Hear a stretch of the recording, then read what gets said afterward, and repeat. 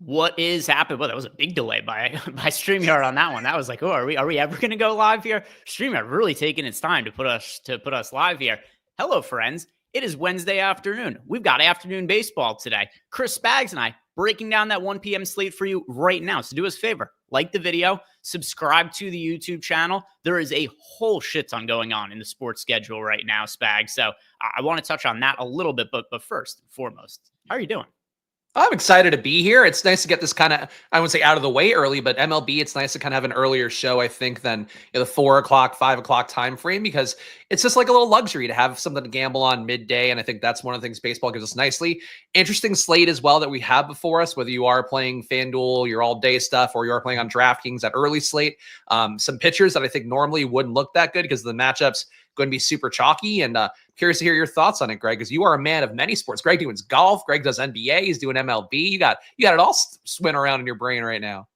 I mean, it's easy to cover all of them when we've got all of them covered on the site right here. If you guys sign up with the promo code ALL, get $100 off any of the all access packages that we have over at Stokastic. And like Spag said, not only do I cover a lot of different individual sports, we cover a bunch of them on the site, and it is a hot time in the sports calendar. By the way, this promo, it expires today. It's only been running this week, Monday, Tuesday, Wednesday, so take advantage of it now.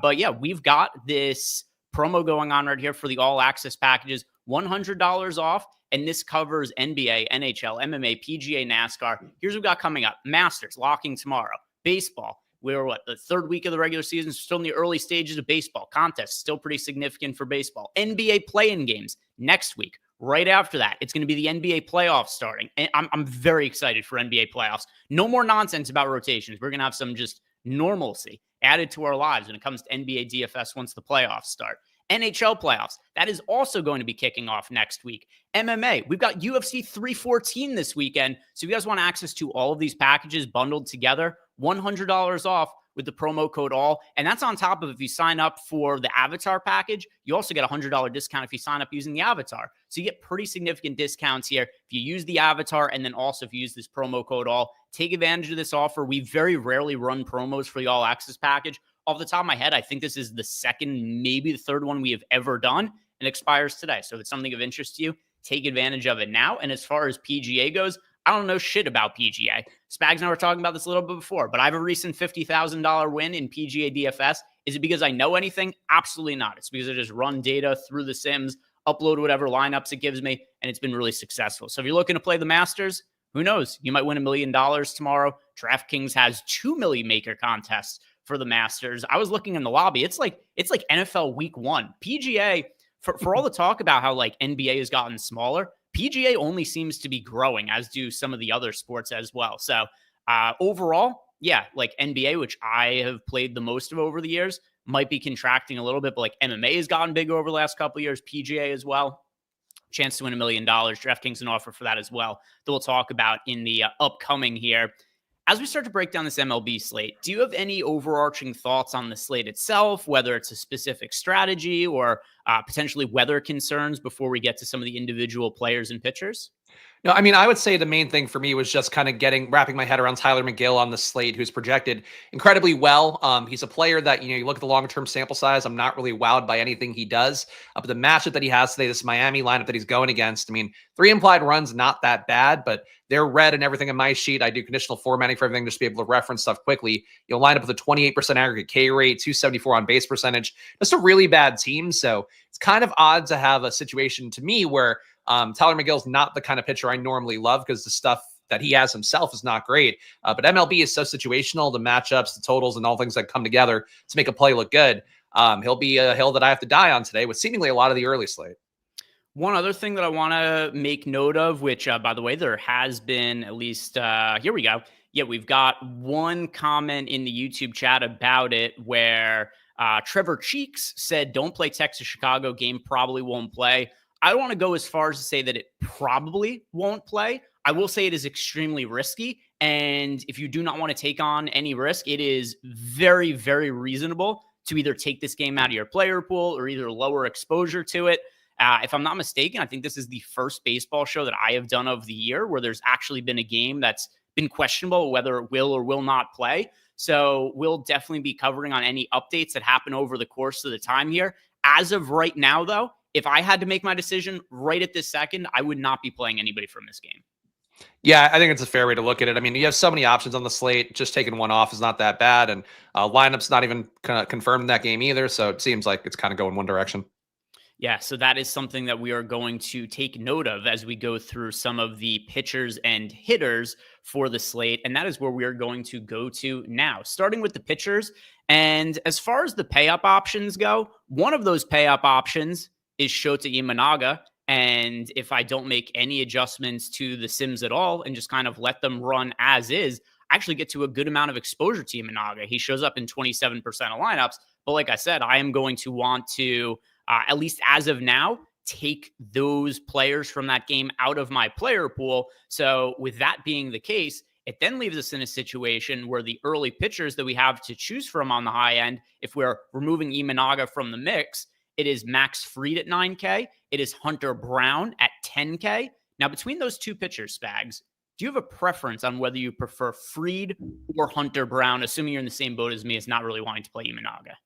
Yeah, I'm with you on not playing Imanaga. Was getting him in the sim a little bit, so I think he would have been a good play. But at this point, to me, not really one I'm going to try to get to.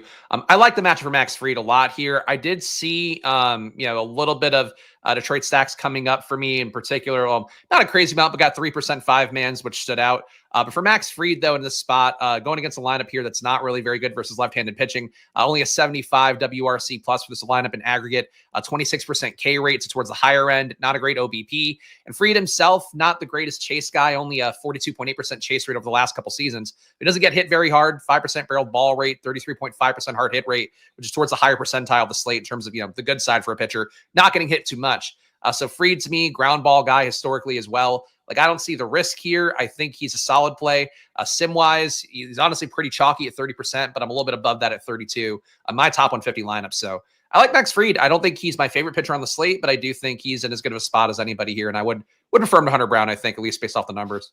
Yeah, so I just made ROI adjustments in the Sims. Basically what I did, I just nuked everybody from Chicago, Texas, just did really quick negative 100% ROI boost to all of those players so that it would adjust some of my exposures, because I did want to start just by seeing what my exposures were with everybody being included. And then I ran some of those ROI boosts, which I could always undo and remove them later on if the weather starts to look cleaner later on in the show. Although as of right now, like I said, want to be taking those guys out. So after I took Imanaga out, the guy who ended up being the biggest gainer immediately became Max Fried, who shows up in a bunch of lineups for me after doing that. So Imanaga now no longer in the mix. And it also just makes sense from a salary perspective if you think about it, where if you're going to be getting rid of Imanaga, then the guys who then make the most sense become Hunter Brown as well as Max Fried. And then in our data, we do have, pretty comparable projections on Hunter Brown and Max Fried. Fried being in the top 2%, or being a top 2 pitcher on the slate 20.6% of the time.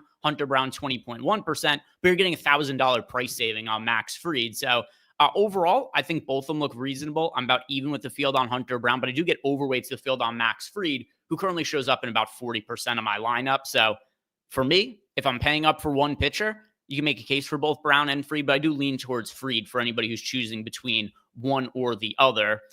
Any other thoughts you have on Fried or Brown? If not, we'll look at the 8K pitchers. No, I mean, Hunter Brown, I think I'm probably undercutting him a little bit in terms of how much I got in my sim. I only got him 11%. Fields at 23, but he does, I think as Greg mentioned there, has a 20% chance to be a top 2 pitcher. Not a great value at 10K. And Hunter Brown's stuff isn't bad. I mean, he'd be towards more the middle of the pack of most of the stuff for me today. Still a good matchup, 25% K rate in aggregate going against him for Seattle against right-handed pitching. Projection's not bad. Like, I don't think Hunter Brown's a bad play, but I think Fried's a much stronger play. And it's just a note, too, on the top pitchers tool. It's McGill, it's Fried, it's Flaherty, it's Imanaga, it's Hunter Brown. Those are really all of your guys kind of congregating a lot of the chances to be a top 2 pitcher today. So you're going to get a lot of those guys in the sim. And frankly, I don't think it's really a bad thing to choose between any of them, even though I'm with you. I'd favor Fried. I'd favor, some of the other guys we're going to talk about. All right, so let's move on to the 8K pitchers now. And also, if you guys have any questions for us, if you are a Stokastic sub, talked about the all promo before, any package you sign up for does come with access to our Discord channel. You can always message me while I'm on shows, answer those questions. When I'm outside shows, I'm usually answering questions in Discord when I'm tagged as well. So if you got questions for us here, hit me up so we could see them and answer them on the show. 8K pitchers, Here's what it is that we're looking at. We've got Tyler McGill at $8,700. He is now the most popular pitcher on the slate, pulling 35% ownership. Jack Flaherty, 28% owned. Brutally tough match for him against the Yankees. So on one hand, I'm kind of surprised that he's the second most popular pitcher. But at the other hand as well, the Yankees, for all the narrative about the torpedo bats, the Yankees have kind of struggled over the course of the last week. And I think that if the order of their games was reversed, imagine if we heard about the torpedo bats and then the Yankees started the season with the last 5 games as opposed to the games they started. People be like, these bats are terrible. They don't. These morons and their stupid bats. They're playing with children's bats out there. Yeah, it's real. What are these things? Toothpicks? It's just because of the order of the games and when the story came out, it completely changes the narrative of those bats and what the effectiveness is.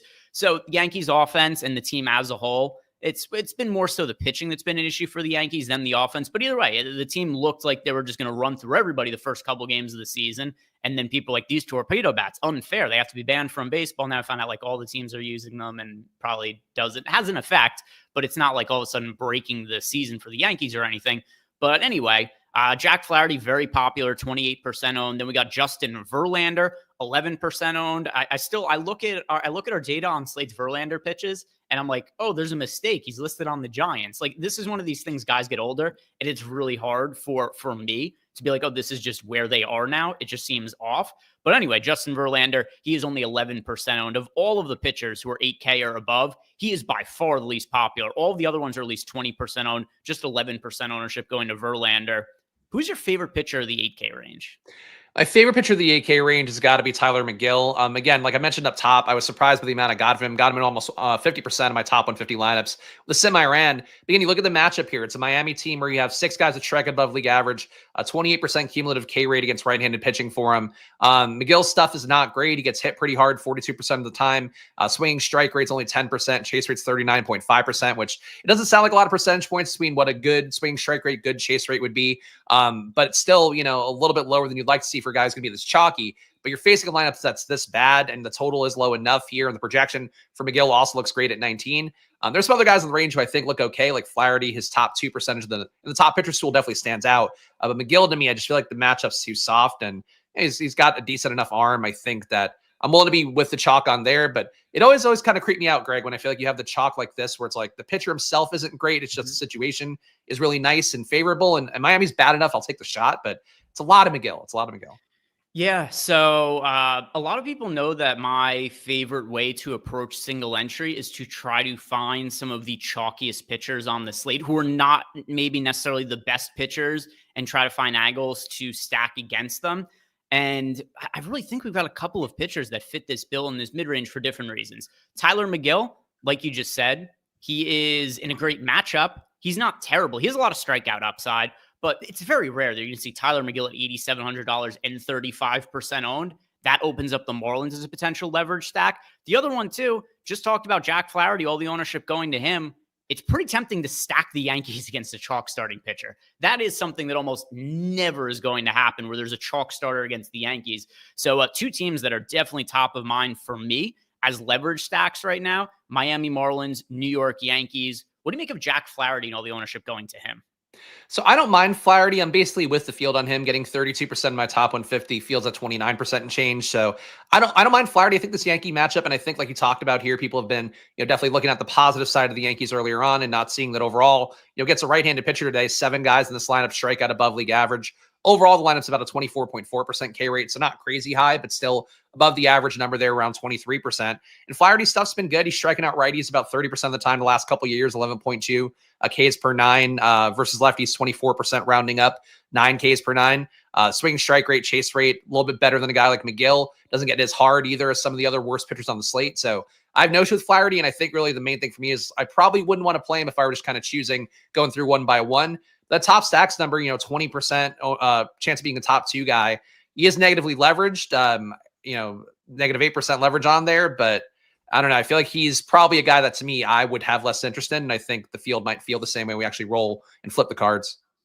Right. And then as far as Verlander goes, do you view him as a potential contrarian pitching option? Because if you wanted to play somebody who is sub 20% owned and is somewhat of a pay up option, your options are Justin Verlander and nobody else, because he's 11% owned, and every single other pitcher 20+%. Once again, Jack Flaherty 28%, Tyler McGill 35%. We've got Max Fried 30%, Imanaga currently 22%, and then we've got Hunter Brown 24%. Every pitcher also that is priced under Verlander is only single-digit owned. So if you want to be contrarian, you could always go cheaper as well, just to make sure we put a bow on this 8K range of pitcher. Do you have any interest in Justin Verlander as a lower-owned option?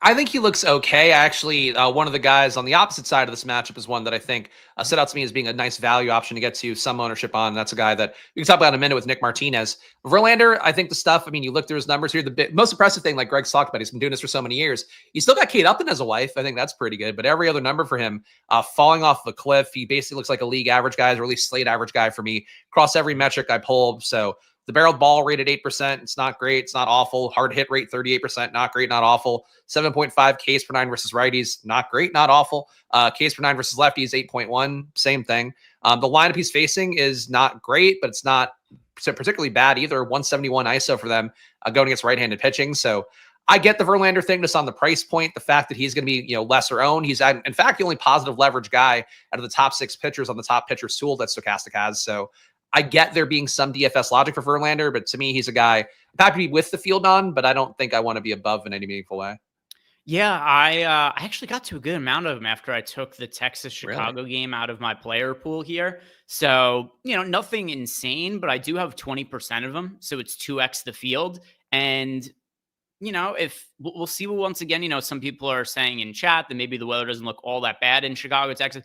I'm not saying the game is surefire to not play. I'm just saying there's risk to it. There's currently a 40% chance of rain there, and the rain persisting through a lot of the day. So it just kind of depends how willing you are to roll the dice with the weather. It's your own call there. There's some days where you look at the weather, it's like, oh, it's going to be fine. There's other days you look at the weather where you say, the game is for sure not going to play. This is somewhere in between where it's just like there's risk involved in that game. And then it's up to yourself whether you want to manage or whether you want to deal with that risk or not. As of right now, I took it out. We'll reassess that as we go here. But at least as things stand right now, relative to his ownership, I'm getting overweight to the field to Verlander, and at least a little bit of a way. And, there's no other contrarian guys to talk about here. Matchup against the Cincinnati Reds, probably somewhere around neutral. Definitely does help that Verlander is going to be pitching at home as opposed to pitching in Cincinnati. And as far as Verlander goes, his underlying numbers were slightly better than his actual results last year. He did have a 5.48 ERA, but a 3.78 expected ERA. The strikeouts appear gone at this point, which makes sense. He's 42 years old. The velocity has started to diminish a little bit. Although velocity is up so far this year compared to last year, for whatever that's worth. He dealt with injuries for a lot of last year. Maybe that was something that led to some diminished velocity. The strikeouts I just don't expect to be there in any kind of meaningful way. So as far as Verlander goes, the only real case to play him, it's going to be that ownership mark, because I don't think you're playing Verlander based on the merits of his outcomes or anything like that. It's more so there's some randomness in baseball. It's an extremely pitcher-friendly ballpark. I also think Justin Verlander, pretty high baseball IQ. I think he probably recognized that his velocity is dipping at this point in his career. He's having some issues generating swing and misses, and I think he probably realized, where I have the best chance to find success? One of the best pitchers parks in baseball, where it's really hard to hit home runs. So I think he probably looked at San Francisco as a place where maybe I could squeeze another year or two out of my career by going to San Fran and playing by the Bay. So Verlander, probably not the most upside on the slate, but in the event that maybe Verlander gets hit by, in the event that Flaherty gets hit by the Yankees and then the Texas-Chicago game rains out or something like that, you could see a scenario where Verlander doesn't even score like 30 fantasy points, but kind of backs his way into a winning lineup. So I like taking some shots on him in GPP, but nothing really all that significant. Any real leans for you on cheap pitchers? Because like we said here, once you get below the 8K range, everybody's relatively contrarian. We've got 7% ownership to Brandon Pfaadt. We've got 7.5% ownership to Max Meyer, and 6.7% ownership to Nick Martinez, who I have an inclination you like him based on what you had said before. But that's it. None of these other pitchers are more than 5% owned. So what are you liking to save salary with? Yeah, so Nick Martinez is the one I did kind of boost up a little bit more. He has a 15.5% chance to be a top two value on the slate, and he made some lineups that I was trying to put together work really well with him being the SP2. I think the numbers stand out for him pretty well for a guy who was under 7K. The fact that he's got a 47% chase rate, a 12% swing strike rate, hard contact's been really limited. And that's with him playing most of his games in Cincinnati. He's only 24% hard hit rate, 30% hard hit overall. Barreled at only 6%, like really good numbers. Getting the park upgrade for him should be good. The lineup he's facing strikes out, a little bit under league average of 22.6%. So you're not really getting a Tyler McGill boost here where he's facing a really bad team. But I like his underlying stuff. It seems to me like with how well he's pitched overall, he should be picking up more strikeouts versus righties than he's had. Only 7 Ks per 9 versus righties so far, about under 9 and change against lefties over the last couple years. I don't know. I think he should perform better in this Niners team. God, on the brain still because there's always football news coming through on my watch. I'll say that for the Giants at this point, like they're a team that I'm not trying to attack in terms of like you expect them to roll over and have an easy performance for any pitcher going against them. But I think Martinez has good enough stuff and he's cheap enough and he popped in lineups enough that I'm getting 16% of them. So 2x the field and I'm pretty cozy with it. All right. Any other pitchers who stand out to you in this range? I know that you said that that's your favorite pitcher, but anything else that you find to be notable on the low end? I think Brandon Pfaadt looks okay. Obviously, you see the 5% leverage he has on the top pitcher's tool. It's the highest of any of the pitchers on the slate. So that's certainly something that gives you a little bit of a cosign there. And I think if you don't want to go all the way down with me to Nick Martinez, I think Pfaadt seems like a more projectable play with a 14 and change projection from Stokastic. I got him in about 13% of my lineups, fields that, rounded up 8%. It's not a big stand there. I think the matchup for him is pretty good. Not great, though, going against Baltimore with about 4.5 implied runs on their side. 5 guys that strike it above league average in the lineup. I think he can get something going here. I like Martinez's underlying stuff a lot more. He misses bats more, doesn't get hit quite as hard. And obviously the park too for Arizona is one of the better hitting parks we have right now. So maybe not a situation where, I'm crazy about the park factors either, as opposed to Nick Martinez is getting great park factors in his favor. But Pfaadt's, I think, a pretty good play and clearly the top pitcher stool. When you see a guy stand out with that much leverage and he is mid-range, he's probably worth more exposure than the field's giving him right now. Yeah, I've got some of these guys mixed into lineups, but none of them are even more than 10%. I've got 9% of Pfaadt. I've got a couple lineups with Max Meyer. I've got some with Nick Martinez. But really, the Sims just pushing me towards the more expensive pitchers. So as far as the high-end guys for large field tournaments, mentioned where I get a shit ton of Max Fried, I get a good amount of Tyler McGill as well. Justin Verlander, a little bit of a stand there. Hunter Brown is the only one of those pay-up options who, with the exception being the game that I'm currently avoiding just because of some potential weather concerns, Hunter Brown's the only one of the pitchers who are 8K or above that I have less than 20% of. Yeah, it sounds like you have pretty well-rounded exposure there. I definitely pushed a little more towards guys I like today. But I think overall there's a lot of quality plays here. And frankly, I don't know how you feel about it, Greg, but I feel like this is like a really flat slate. It's not one of the ones where it's like, oh, you got Paul Skeens and you have some dudes that don't even compare. There's really not a lot of pitchers that would be, I think, spectacular plays in some other slates. But I think as a result, you end up with flatter exposures, and I'm pretty comfortable with it. Besides Tyler McGill, who's just going to be the guy I die on the hill of today. Yeah, and then also just want to clarify one other time because Larry C in the chat said that he thinks the game might play. I'm not saying the game is for sure getting canceled. I'm just saying that there's risk assigned to it, and I don't want people to think that there isn't any risk at all. If you want to take on the risk, like I do think if you look at the weather, the most likely outcome is that the game plays, but I would still say there's like a 30 to 40% chance the game gets canceled. So just want to throw that out. That is a possibility for what ends up happening there. If you guys are okay with that risk, then yeah, pitchers like Imanaga certainly start to look better. Tyler Mahle still somebody who I'm not all that interested in, although he would at least be more interesting than the majority of the sub 8K options. But let's address, let's say the weather, there's a 0% chance of rain, or at least a much mitigated chance of rain as we get closer to lock here. What would you be doing with Imanaga in that kind of circumstance?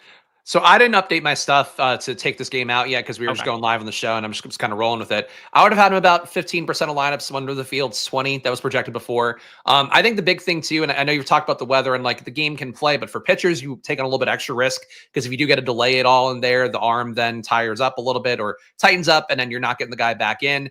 I think with Imanaga, I think the best case for if you want to play this one is like, wouldn't go above the field no matter what. Probably wouldn't go above 15, 20% personally. And even if I were playing 150 and was willing to lose every bit of that 150, But I think he looks like a good enough play. I still, frankly, prefer some of the other guys on the slate. I still have 2x the amount of Tyler McGill, still have a good amount more of Flaherty, of Fried, really everybody else. Hunter Brown is the only one I'm a little bit under on compared to even Naga. So I think he's a good play. It's just, I think he was a little bit chalky before, and now that there's a risk to it, if God forbid if people walk in with that same amount of ownership, I don't think that's the right move. Any other thoughts on the DraftKings pitchers? Not, we'll look at pitchers for FanDuel, although FanDuel's going to be FanDuel has way different games and pitchers on the slate, so it really does change the equation. The early FanDuel slate is only a 4-gamer, but I want to make sure that we touch on that briefly as well. Any other thoughts on the DraftKings pitchers for yourself? No, I think we covered them pretty well. Pretty much the guys we didn't talk about, I got barely any exposure to, under 5%. So your Luis F. Castillos, your London Knacks, they're just not really coming up for me very much. I guess Knack, I got at 9%, but really he's not been very good. So I'm not proud of that 9%. Yeah. These teams, no more of this. What are we doing with all these players with the same names? We got 2 Luis Castillos who are both on the Mariners. We open up the season where it's super confusing because there's a Max Muncy on the A's, there's a Max Muncy on the Dodgers. So I know for me with projections, my first slate I played, I had the wrong projection, the wrong Max Muncy, had them swapped. That was an issue on my end. Still gets confusing. There's been a billion Luis Garcias in the MLB for as long as I can remember. One of the first times that I ever played a slate with the Sims where we had the ability to upload projection spags. I had a lineup had come out and I'm updating stuff last second and upload my lineups, go check my exposure. I'm like, why do I have 100% exposure to Luis Garcia? I found out it was because I had Luis Garcia, the starting pitcher for the Astros at the time. His projection mapped to Luis Garcia, at the time starting second baseman for the Nationals, which meant that I had to hit a home run and change. Which meant I just had some Luis Garcia batting 8th for the Nationals. I had him projected for 17 fantasy points. It seems like, well, we have to be playing him in all of our lineups today. So anyway, no more of this nonsense where players are allowed to have the same name. That's it. Fight to the death. Only one Max Muncy, only one Luis Castillo. Luis Garcia, whatever. We'll one Max Luis Garcia per position. It should be like the Screen Actors Guild, where it's like you have to have a slight deviation. For Luis Castillo or Luis F. Castillo, at least he's got the F in there and everything has the F in there. For the Max Muncy one, I actually don't know how you solve. My sheet hasn't had to be an issue yet because of the way I pull stuff. I think it's been okay. But they're just Max Muncy. One of them should be Maxwell Muncy. One of them should be Max F. Muncy or something. That's kind of insane. Luis Garcia thing, same thing as well. But I actually respect Luis F. Castillo and Luis Castillo the most because there's clean. It's clearly defined. I don't know what the F stands for, but it stands for friend, I think, if he's not going to fuck up all my data sheets. Yeah, Luis fucking Castillo. That's great. He's so frustrated. There's another one. He's like, all right, we'll just add this. We'll just tack this on to the middle. I have no clue if this is true. Larry C is saying that the Muncies have the same birthday too. Is that correct? Larry, I don't think would say that out of pocket entirely, but I'll look it up if we want to confirm. I am right now. I don't know. All right. So I've got, cool. I looked at Max Muncy and all right. So we've got Max Muncy on the A's is born on August 25th. And Max Muncy on the Dodgers is also August 25th, 1990 though. All right. Yeah. I knew that obviously the A's one was younger, but yeah, that's true. They were born on August 20th. That's bad. That's really that's something that the old what's his name? The guy who was on Darren Rovell. Darren Rovell would love that kind of numerology where it's like these 2 Max Muncy's born, they played in a game and were both the star players. Oh my God, he would have a million tweets on it. Yeah. This is the first time in baseball history that 2 players named Max Muncy with the same birthday are playing in the same game against each other. Be like, no way. No way. How'd you find that piece of information? A quick little Google, huh? That's all. We could have all done that. Oh, never mind, I guess.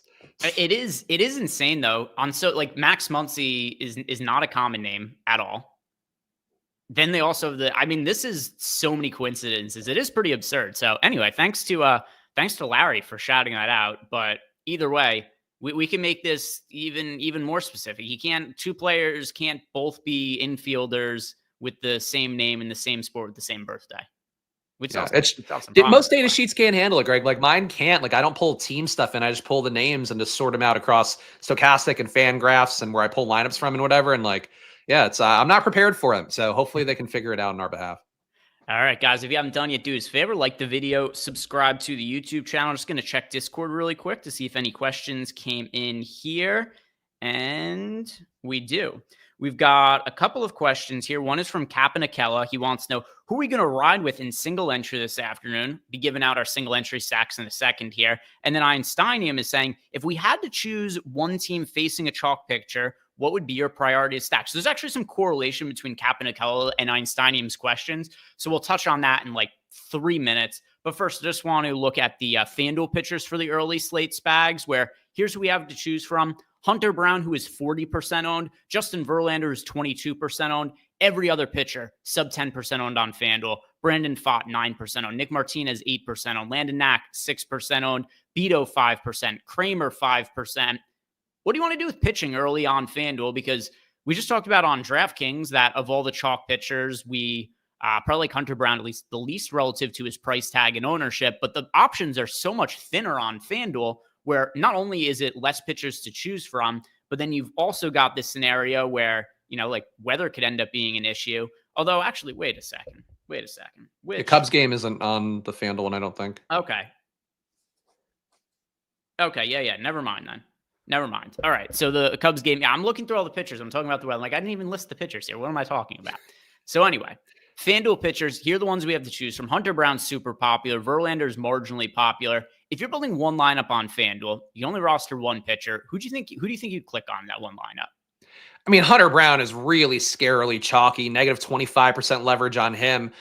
As Greg mentioned, it really is not the same as the DraftKings slate because Hunter Brown, we talked about those top 5 pitchers on DraftKings today, 4 of them not available on FanDuel, so that's pretty tough. So I think Hunter Brown does stand out, but does seem overowned to me. I think Verlander also looking pretty overowned as well, negative 10% leverage on him, with him only having a 12% chance to be the top pitcher on the slate, but 22% ownership. I think those guys are fine. I wouldn't probably fade them or anything or be under the field, but I think they'd be okay.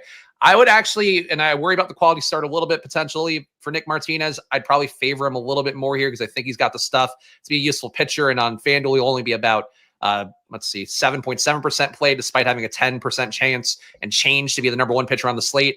Positive leverage on him. I like him. Pfaadt also looks better. I think you're basically, if you're just trying to get unique, if you have a chalky stack lineup on FanDuel besides that, you're probably taking one of the pay down guys. But if you have kind of unique stacks, I think then taking Hunter Brown or Verlander probably makes a little bit more sense. Yeah. So for me, if I'm playing one lineup, like Justin Verlander, Hunter Brown is so clearly the top overall option on the slate, but he is so popular that, boy, it's really hard to look at a small slate and go to, hey, here's Hunter Brown at 10-6 and just have him be like the guy I want to build around. I'm more inclined to just say, play one lineup and stack the Mariners. And is it going to work out? Probably not on FanDuel, but over the course of the season, if you're making that play a bunch of times, it seems like a really good way to get leverage. So I'm actually most inclined to make a 4-man Seattle stack on the FanDuel early slate. And then you don't have to make the entire rest of the lineup popular. Contrarian, you could still go with some other popular players. So I'd say Verlander at 8K. I also think Verlander profiles a little bit better on FanDuel than he does on DraftKings. Strikeouts don't matter quite as much on FanDuel. The win bonus matters more, the quality start bonus. So you just pitch to contact and kind of navigate around the Reds lineup in San Francisco. It's an ugly looking lineup on paper, but if I'm committing to one lineup right now on FanDuel, it's Justin Verlander with a Mariner stack. Yeah, I think that's fair. I mean, the ownership is just much more reasonable in Hunter Brown, and you are saving a good amount of money too, like 2,600, and you're giving up only a 4% chance. I would say closer to 3% difference to be the top pitcher. So I think your Verlander case is sound. I'm going to die. I'm going to die for Tyler McGill on most slates, but Nick Martinez will be killing me where Tyler McGill is not. All right, so let's go ahead and look at some of the stacks. But first, it's time for what's been everybody's favorite thing the last few days. I don't know if you've heard this yet, Spags. Have you heard the Ben Raza impression on the show?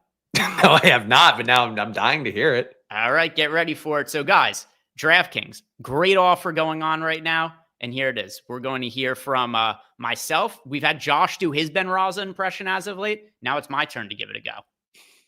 All customers are eligible to play free for $1 million with a $10 deposit this week. Here are the terms. One per customer, a minimum of a $10 deposit required. The reward issued will be a single-use $10 ticket. Ticket reward is equivalent to site credit only and valid for use on the $10 Fantasy Golf Millionaire Contest. Ticket rewards have no cash value, are non-refundable, non-transferable, and non-withdrawable. Ticket expires April 10th at 7 a.m. Eastern. For terms, visit www.draftkings.com/promotions. Offer ends April 10th at 6:59 a.m. Eastern.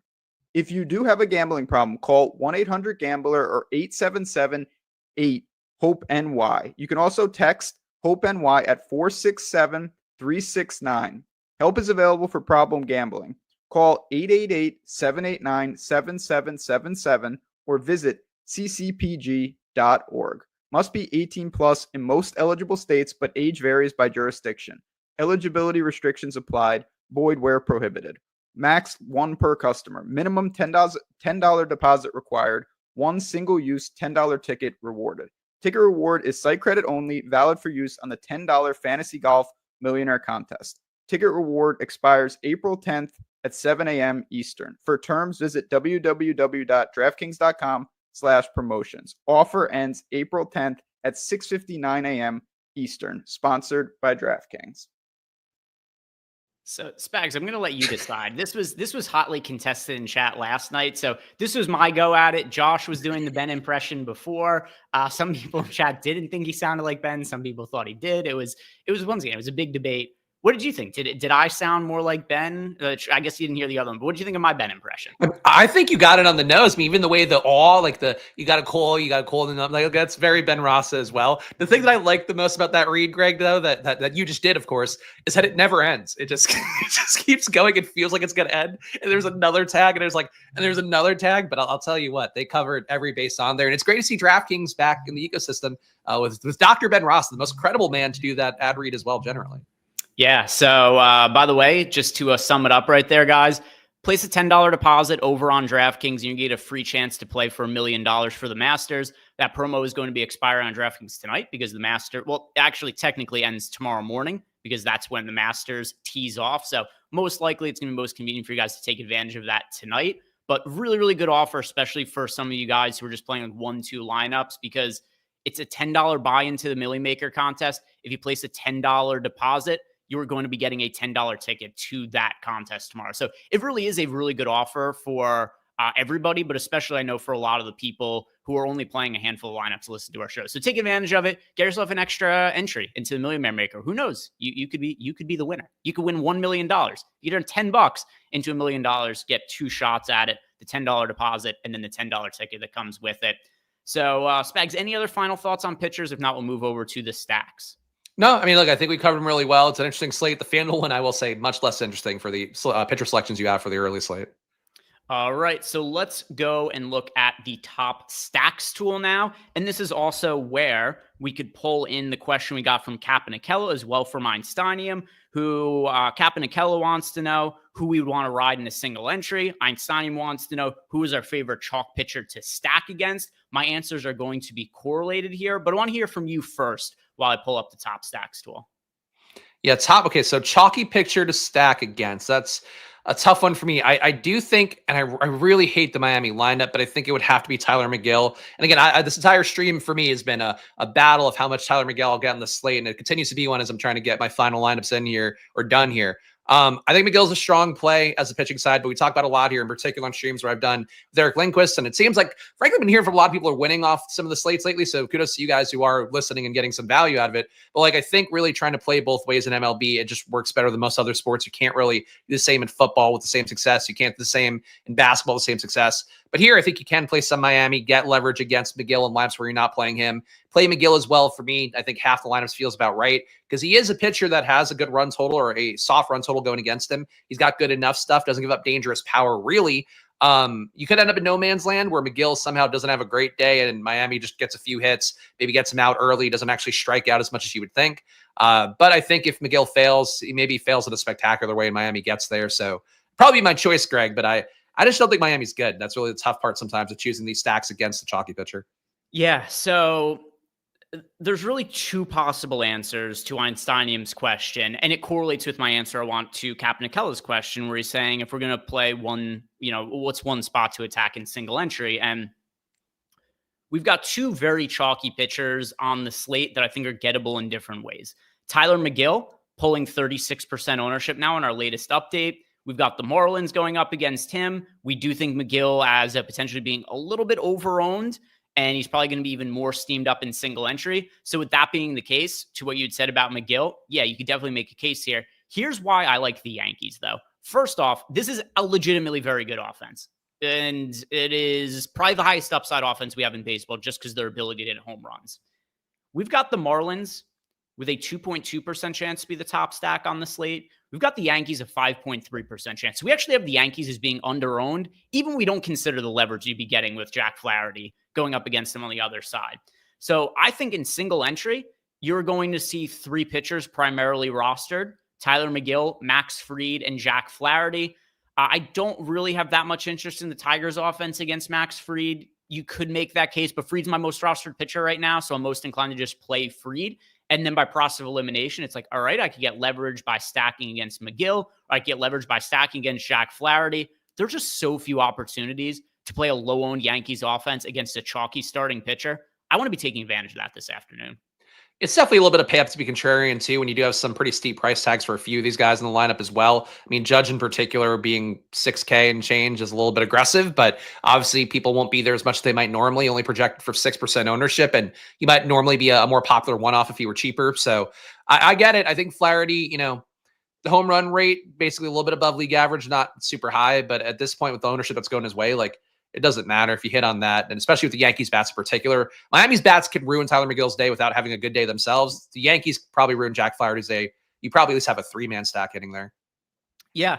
I mean, that's another thing too, is you could play some Yankees as a secondary stack. Through the Sims, I actually did get to more of the Yankees as a secondary stack than as a primary stack. I didn't get a ton of 5-man stacks of them, which the pricing probably plays a role in that. If we run through the salary of the Yankees hitters here, we've got Judge 6,400, Chisholm is 5,800, Jason Dominguez still 4,400, $4,600 on Paul Goldschmidt, $5,400 price tag on Cody Bellinger.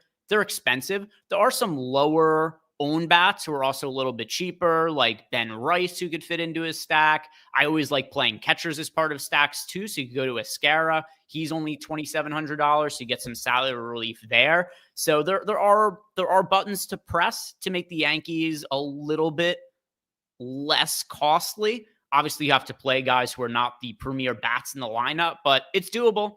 It's doable. And also Aaron Judge, who's been 20 to 30% owned on just about every slate this year, got a small-ish after, like an average size afternoon slate. He's only 5% owned. You almost never get slates where Judge is 5% owned either. Yeah, I'm not getting a ton of Yankees. Got like 5% 5-man stacks, 5% 3-man stacks. But Judge did come up a lot for me. Got him in 21% in the sim. So I'm fully with you on that. I think it's one of those spots, frankly, see it a lot for the Stokastic sims for NBA, where sometimes the field doesn't want to pay up for a guy, but Stokastic's like, okay, it doesn't matter if Jokic is 13K. People won't be paying up for him. You want to get there. Kind of the same principle here for Judge, where, again, if Flaherty blows up, probably Judge is a part of that. And just people aren't playing him enough for the upside he has. Yeah, so that's what I'm looking at for a single entry stack. Also a team I like to be contrarian. Here's the chalk for this afternoon. San Diego Padres, right around 12% owned. The Los Angeles Dodgers, there is your popular pay up stack. So you got the Dodgers, 15% ownership going to the Dodgers here, Spags. If you look at these two spots, Padres against Beto, then you got the Dodgers going up against Jake Irvin in Washington. What do you make of the ownership in these spots? Is it warranted? Is it too high for you? Do you like both of them? Do you like neither of them? Really high ownership going to the Padres and Dodgers. What do you make of the chalk offenses? So sim-wise, I got a lot of San Diego. Got actually 28% 5-man stacks, which is really high. 7% 4-man, 7% 3-man. So I would say at least the 5-man part of thing, they're probably my most popular stack right now. I don't love the matchup against Osvaldo Beto. I think that he's not a bad pitcher, not a pitcher I want to play necessarily. I don't think the stuff is that good, but league average strikeout rate guy, not getting hit terribly hard. Only a 95 ISO going against right-handed pitching, 110 ISO allowed versus lefties.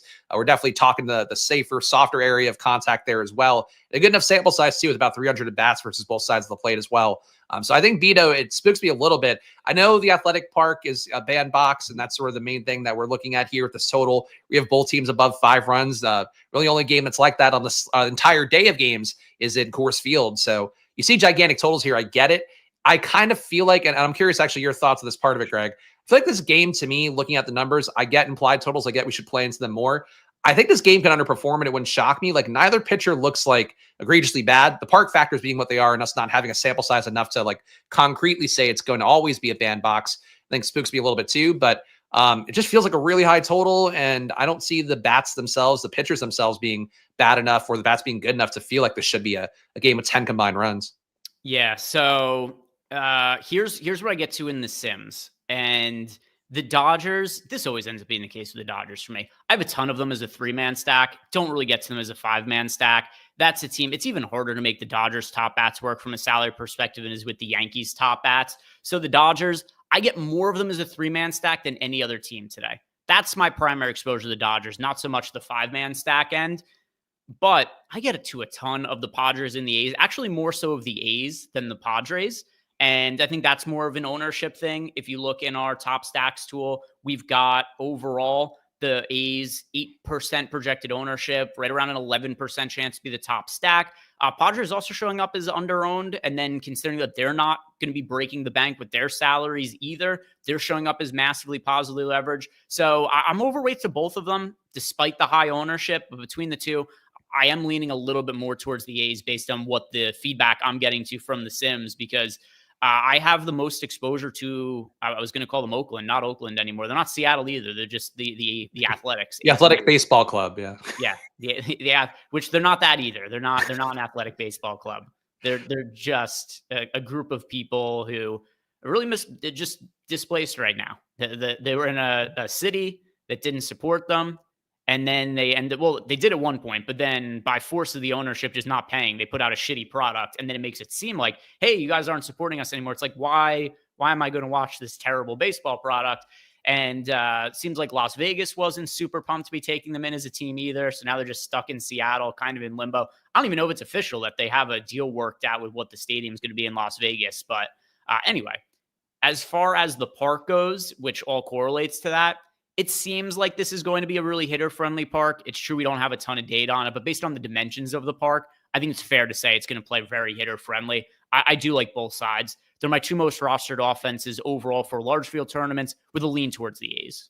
Yeah, I mean, the totals are crazy. Like, again, what you should be doing always is leaning into implied run totals, implied totals in other sports as well. Most important thing you should do, because there's a reason. I think somebody told me years ago when I started Stokaastic, reason they keep building casinos and everybody else would be losing money. But that said, it's really high totals here. It's crazy to me to see this be like, it's this in Coors, and it's like everything else is just kind of cold weather. So I get why you're getting here. I get you have to get here, but the matchups I feel like are just not as bad as these totals seem. Yeah. So the two teams, and another part of it too, I do wonder if the pricing algorithm is thinking this is a game in Oakland, just kind of, I don't know all the intricacies of the pricing algorithm, but the players just seem to be priced as if they're playing in a pitcher park and not a hitter park. That's the one thing that really, really changes some of the ownership here, is that the players are underpriced. Like San Diego, you mentioned, this is a team that's expected to score the most runs of the day, and they're just not priced in that way. I don't remember very many slates we've had where the team with the second highest top stack odds also was a 25.5% chance in the top stacks tool of being the top value stack of the day. So San Diego, pretty difficult for me to get away from. If I want to get a little bit lower of ownership, I'm going to the A's. What are you doing with the Dodgers and all the ownership going to them? So I tried to get a little more here before the show, and I'm actually in finishing things. I'm going to grab a little more Dodgers, I think, than I got. Did not get any 5-man stacks at all in my top 150, which spooks me right away. Dodgers coming off a disappointing loss yesterday, I believe. That would be certainly something here. Doesn't matter as much in baseball, but them getting back on track, I think, would be something I'd expect. Got a lot of Ohtani. The field's also getting a lot of Ohtani. 38% ownership in the last data that I pulled. Got him 23% in my sim. Everybody else here I'm a little bit lower on, but I would like to get Ohtani in this kind of situation here going against Jake Irvin.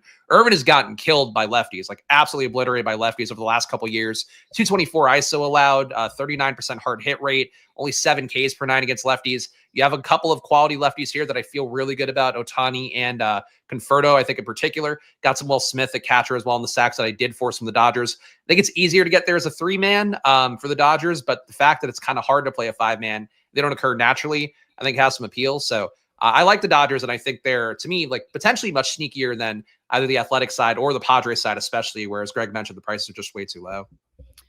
Let's talk about contrarian offenses. And to an extent, you and I have hit on it. We've made cases for the Marlins. We made case for the Yankees going up against chalky pitchers. The Marlins case is really, look, Tyler McGill isn't that great. He's super popular. The Yankees case is the Yankees are really good. They're going up against a good pitcher, but that pitcher is really chalky and getting the Yankees at low ownership. Are there any other low-owned offenses that are standing out to you? So I like the Mets offense a little bit more than the field does right now. Actually, looking at the top stacks tool to see where they're at. 2.5% chance of being a top value, 5.2% chance of being a top stack. So definitely far enough behind the other teams where I don't think they're going to occur a lot naturally. I think the matchup versus Max Meyer is a pretty good one for the Mets team that has about a 180 ISO versus right-hand pitching, and Meyer's been killed by both sides of the plate. A 263 ISO to righties, 250 ISO to lefties. And again, if we're willing to play Miami against McGill for the kind of leverage there, I'm a little bit more willing to play the Mets in the same field here with actually good lineup. And I think Meyer, to me, is just one of those guys where he gets hit really hard, 13% barreled ball rate, 47% hard hit rate. To me, would grade out as one of the worst pitchers on the slate. The total's not great for the Mets, and obviously, I think 45-degree weather at Citi Field is not really where you want to be either. But, we've seen Chicago, who has a good lineup, compete well in cold weather. Feels like cold weather situations have been a little more hitter-friendly in some spots, at least for good teams this year. So I like the shot in the Mets. I don't know that the data, and Greg, I don't know if you're going to support me on taking shots in the Mets. Not getting to them. I've got relatively condensed ownership as far as offenses go.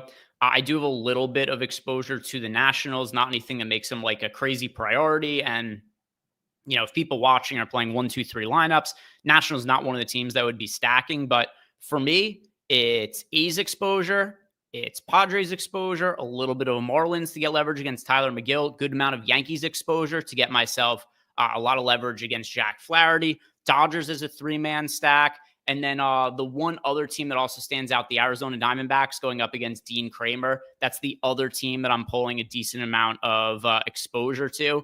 And Dean Kramer had some success at times last year. Not a pitcher I believe in on the whole, though. So his numbers so far this year, he's made 2 starts. He does have the 6.52 ERA. Honestly, his underlying numbers aren't that bad. It's kind of funny, though, because this has been the inverse of Dean Kramer's career. The last couple of years, he has had good ERAs, but poor underlying numbers. And then this year, he's opened up the season with the worst ERA of his career and then the best underlying numbers of his career. So, but what we've seen from the last few years is this is a guy who pitches to contact a lot, isn't a very high strikeout guy, is also going up against an offense in Arizona that has some power. They're pulling some ownership here at 8%. I do have double-digit exposure to him, so I'm a little bit overweight to the field. So this is the one other team that has some interest that we haven't talked about yet. And then also Dean Kramer, 11.5% home run to fly ball rate last year, 13.9% the year before. He allows a lot of fly balls, sub 40% ground ball rate. So he's a pitcher when he struggles is prone to giving up homers. So I do like Arizona going up against Kramer. And this Baltimore pitching staff just not very good this year. Yeah, and I would say, too, Kramer's got some noteworthy lefty splits where he's got about a 1.45 whip against lefties compared to a 1.2 rounded up versus righties. He gets hit a lot harder, walks more, 4.5% on run rate compared to 2.6% versus righties. He's going to be facing 4 lefties up top and 2 at the back of the order as well. So getting a lefty-heavy lineup for Kramer, I think, probably not good. And I got Arizona as well, a good amount in 3-mans. I think they're my second highest on 3-man stack. About 7% of my lineups have 3-man stacks with them. All right. Any other final thoughts at offense? If not, we could do our dong picks and then we'll head out for the day. Anybody else to highlight here? I would say we covered most of them. I think the Mets to me are one where I really think the matchup made me want to go to my way to get them. So that was a priority. A lot of the other stuff is coming down to the sim for me. I think the San Diego athletic side of the equation, getting a lot of that game feels like just what you have to do no matter what. But yeah, I would say just getting some McGill with Met stacks, I would say would be my one unique little thing I tried to force my way to on the slate. And we got a question here from IROCXN. All right. So his YouTube handle is an automated password on some device. No, he rocks noobs is what it is. Oh, all right. That's actually that would be a funny Wi-Fi password if that's actually what it was. But anyway, yeah, I couldn't put it together. I'm like IROC. All right. So you're better at this than me. Yeah, I rock noobs. All right, my bad. That's a good YouTube handle. I messed up. That went over my head. You classic noob behavior, getting rocked. Yeah, exactly. Yeah, look, I got my noob ass got rocked by his YouTube handle there. He's saying, Greg, do you know how quickly lineups get updated in the single lineup builder? I like to run my lineups through that before lock, and I've been struggling with lineups differ than projected. Yeah, so it is going to be updated usually within like whenever lineups come out, we update our projections, like relatively quickly, and then it gets reflected in there. So I don't know, official lineup comes out, say like in general, 5 minutes or so after that lineup comes out, it should be reflected in the single lineup sim. Something like that. Sounds right to me. Yeah. But yeah, if you have further questions about it, Mr. Rock Noobs, hit me up in Discord and I'll be answering it. All right, Spags, we've run through our favorite stacks. We've run through our favorite pitchers. There's only one thing left to do here. That is tell the people our favorite dong of the day. So Spags, hit the people with it. What's a dong pick we can get from you? All right. So I think the safe game here, and I'm curious, I think Greg maybe goes to this game. I don't know, but I think going to the Athletics Park would be a logical thing to do. But I'm going to back up my Mets take here. I will do the most cowardly version of it, though. I'll take the guy who's hitting leadoff. I'll go Francisco Lindor for a home run against Max Meyer, who, again, is really bad splits, getting up a lot of home runs to righties, about 5.5% rate, 4.5% rate to lefties, high ISOs as well for both sides of the plate. I think it's probably more likely like an Alonso or Soto gets there, but I think that feels even cheaper. So I'll go Lindor hitting leadoff. All right. So on one hand, people are going to call me out for being a pussy for this, but what are you going to do? What are you going to do? Nobody's playing him. A 5% owned Aaron Judge. He's still the most likely. Damn, you called me out for this on a stream where you made fun of me and how I picked Aaron Judge before. I feel like everybody on a baseball stream this year has been like, oh, back in the day, you used to pick Aaron Judge. And here you are picking Aaron Judge. First off, I employ you. Second off, I do whatever the hell I want. You know what the rules are on this program, Spags? You rock noobs. Yeah, that's what it is. The rules are whatever the hell I want them to be at any moment. They're not written down. They change at my whim. Sometimes you can go course field. Sometimes can't go course field. I make the rules. And also, I go last because then it's even easier for me to manipulate the rules in my favor however I want. What's wrong with that? What's wrong with that? I support it because I like you, but I think people watching this maybe, they would see you as the dictator. Perhaps you are, but that's fine. Whatever. Better than a dictator, I guess. Yeah. So yeah, I'm going with Aaron Judge. Also, he's 5% owned. Like when else? If everybody wants to make fun of me for picking Aaron Judge to hit a homer, play him in DFS. People aren't doing it. That's the way to get revenge on Greg, is to play a lot of Aaron Judge today. Yeah, well, actually, don't do it because I want to be the only one who plays him. But anyway, that is what I have for my home run pick. Chat, I want to hear from you guys. Who in YouTube is picking who to hit a home run? And we've got Steven Leibowitz starting. He's got Josh Naylor for the dong. We've got EMAC going with Christian Walker. We've got BD going with 2 homer picks. He's going to Lindor as well as Juan Soto. Larry C calling me a chalk donkey. He's not chalky. He's not. You could say it's a cop-out pick. You can't say it's a chalk pick, though. No, I agree. You're going borderline contrarian with Aaron Judge today. Exactly. Where does home run markets be, though? Like minus 150? Nobody's playing him. Massively contrarian. Nobody thought of it. I originated. Nobody thought of it before me. Nobody considered Aaron Judge could homer. The big brain on Greg here. That's why you rock the noobs. That's what I've always said. We've got Jazz Chisholm from Ram. We've got Octavius Bailey going with Lindor or Gunnar Henderson. Tawa from Tango Hotel. JJ Bleday from Reg Cal. Sven Gunderson says Greg probably isn't even wearing pants. What's wrong with panties and a skirt? Once again, guys, what is wrong? What is wrong with it? Wrong? Nothing with those gams you got, kid. Exactly.